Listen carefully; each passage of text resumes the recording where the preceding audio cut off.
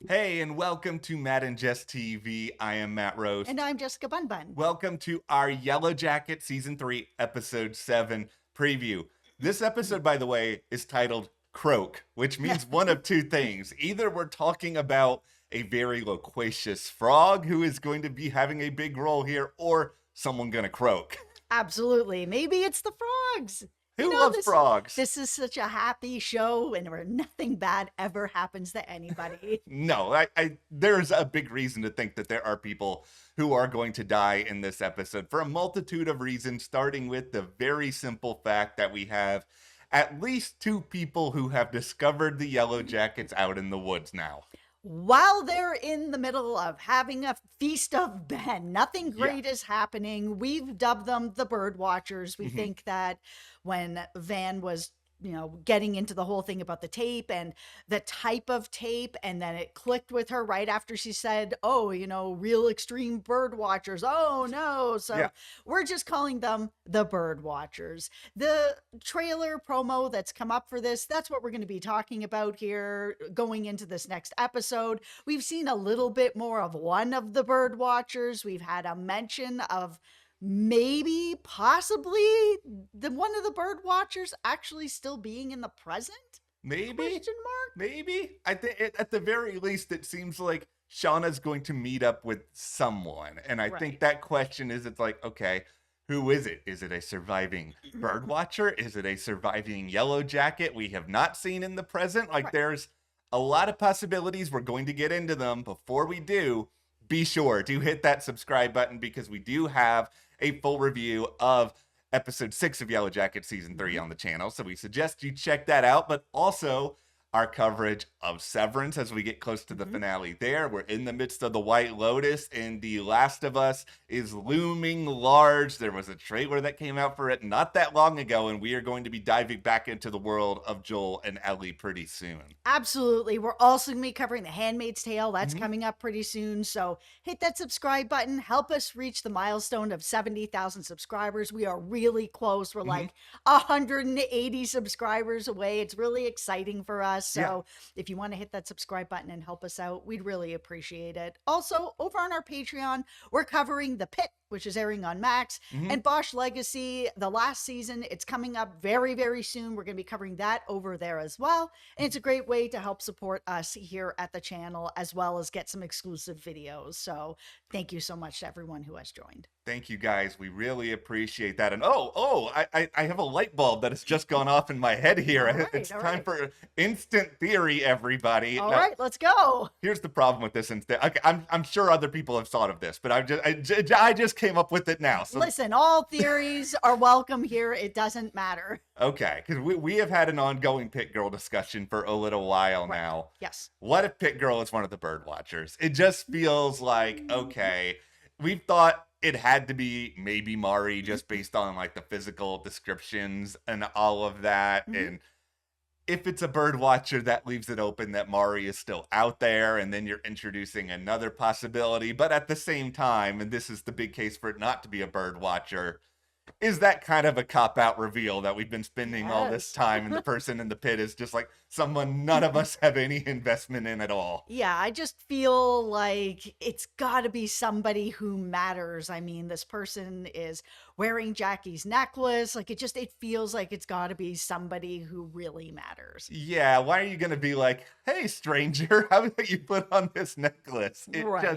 It feels a little bit weird, but it's giving them another possibility that they could theoretically work with. Okay, so my theory has been, after watching this last episode, that the tape that we heard is the girls who are having their feast and hooting and hollering. These bird watchers are out there recording birds, and they hear this, they come over, they're like, oh my God, what's going on over here? Yeah. We see in this trailer Shauna say that they can still get rescued without leaving any witnesses, which is what I thought was going to be happening, that these two bird watchers are going to be murdered on this tape. And that's what's actually on the tape. That's a real problem on this tape. It's, girls hooting and hollering. That doesn't mean anything, right? But if they're killing people on this tape, that means something.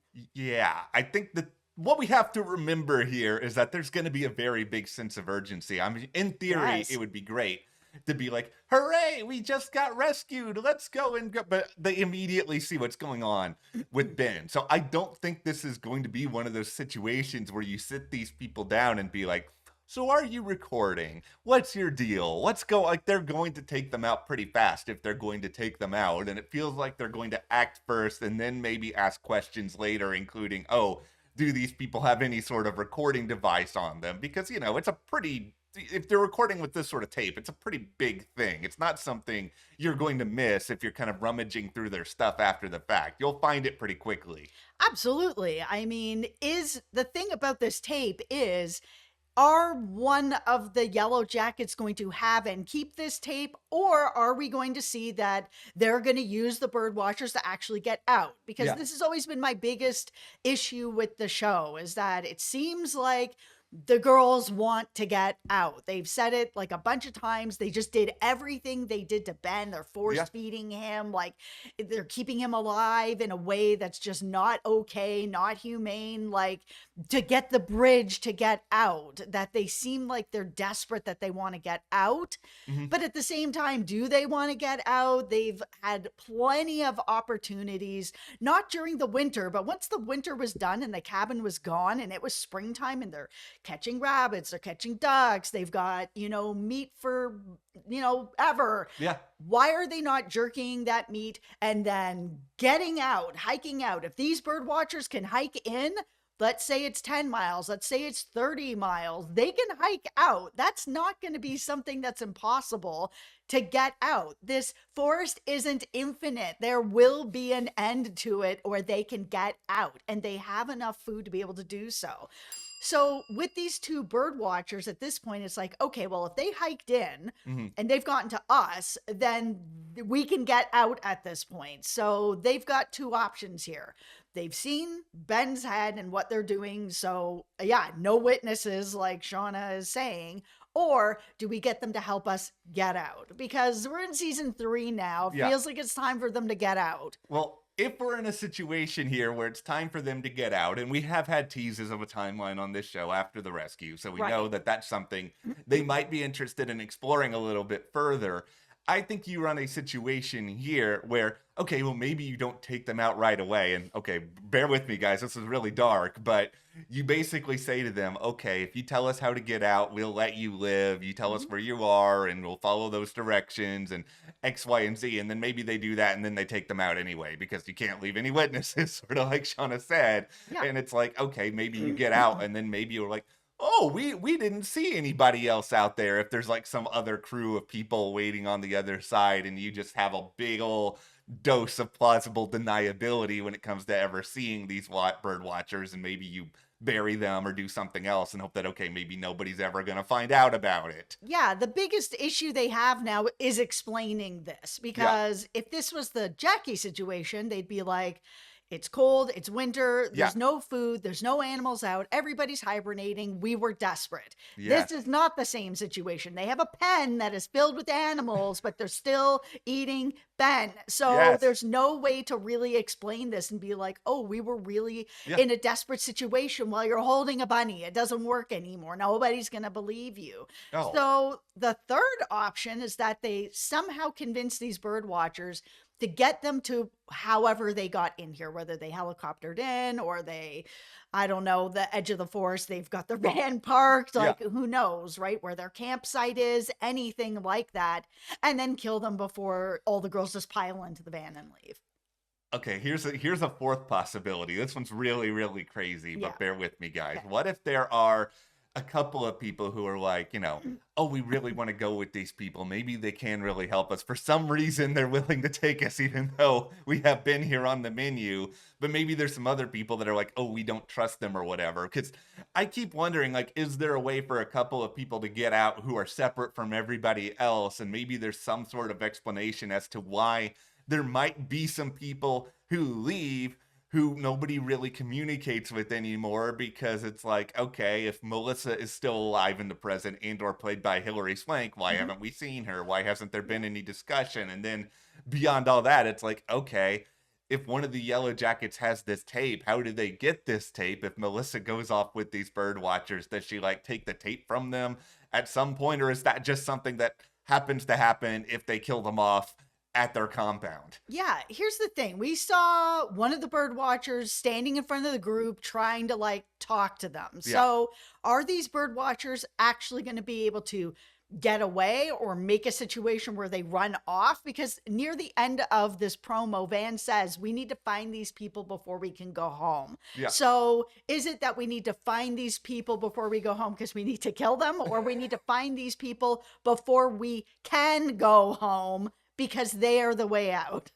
I think these are all obviously really important questions. I want to believe with Van in particular that she is just like, okay, maybe there's more of them out there. We have to find these people. We can, deny anything with these bird watchers. Maybe we'll get out. Like the other obvious question here, and we alluded to this earlier, is just who is Shauna going to in the present in order to deal with this situation? Because it's easy to say, okay, it is a surviving member of the bird watchers at this point, just because of the fact that it's the most sensible when it comes to like, okay, well, this is why we haven't really heard about these people. I just continue to be hung up on this idea that, okay, Melissa or Mari or Akila or like one of these people is still out there, and for whatever reason nobody's talking about them, hanging out with them. They're not mentioned at any reunions. Like, what's going on with that? Yeah, because we hear them say, what are you planning to do with this woman? So the immediate thought is, oh, the female bird watcher got out and she's the person with the tape, and now she's sending it to them to be like, hey, I got you, sort of thing. But then what's the motivation at that point, right? Mm-hmm. Like, it's been so many years later. Is bird watchers probably like 60, which is, not end of life or anything like that. But at the same time, they may be just happy that they were able to kind of get back, live their own life, and just go forward. Like, is it that they want money, that they want something else? I think that it's not the female bird watcher. I think it was very specifically, what are you going to do to this woman? So I think that they might think that it's the female bird watcher if she doesn't get killed in the past. But it's really Melissa or somebody else that's part of the group. Like you said, there's a bunch of Yellowjackets we haven't seen in the present, but that doesn't mean that they're not there, right? So maybe it is one of them that has sent the tape to be like, hey, I have this tape and I need something from you. So do I have your attention? I hope it's Melissa or one of the surviving Yellowjackets, for the same reason why it's not that great a reveal if Pit Girl is one of the bird watchers. It's like, we don't care about the bird watchers. We literally just met them. So to have one of them be sort of a central adversary for the Yellowjackets moving forward, there's just not that much weight to that. Like, it's not that exciting. It's more interesting. It's like, okay, we have to do battle with one of our own, somebody who maybe got away and not on good terms with the rest of us for whatever reason. And the other thing is, it just feels like this motive is personal, because if you're going at them for money, out of the Yellowjackets we've seen, I mean, I guess Lottie had a certain amount of money because she's able to give Lisa some, and Ty's got some because of her job. But Van's working at a video store. I mean, what's Shauna doing? It's just like, there's not that many multimillionaires among the Yellowjackets where you're gonna be able to get like that much out of them. We've already seen this plot with Jeff trying to get money out of them. Like, I'm just not interested in seeing a recycled plot like that this soon after. Like, it's just not, not it. And I don't think that it is it. I think there's something that's deeper with it. For me, if they don't kill these bird watchers, this show is really going to have to convince me of why they didn't. Like, they have killed people for less. Yeah. So if you've got witnesses to what you're doing, which, could be considered a crime back in the real world, out of the wilderness, it's just, I don't see how Shauna specifically is going to let them live. They don't know these people. Yeah.